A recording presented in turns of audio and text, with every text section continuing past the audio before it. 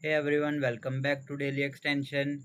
In this video, I will show you how to use the Font Finder Chrome extension to quickly identify fonts used on any website. If you ever visited a website and wondered what font was being used in a heading, logo or paragraph, Font Finder make it easy to find you. So let's get started. Firstly, open Google Chrome, then visit Chrome Web Store. Now in the search bar, you will search for Font Finder. Click on the extension, then add to Chrome, then add extension.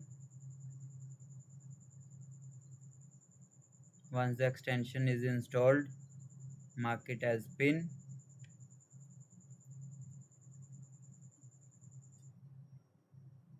Now open any website in which you want to find the fonts. Just click on the Font Finder extension and then select the text, like I will selecting this. It will show you color, color code, font family, spacing, font weight, font style, variant, variation setting, and all the details.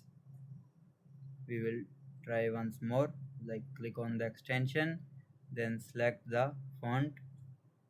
Here you will see font family, font being redundant, font size, all the font related details in one place. Font Finder is especially useful for web designers, developer, content creator, and anyone looking for font inspiration from any website. And that's it.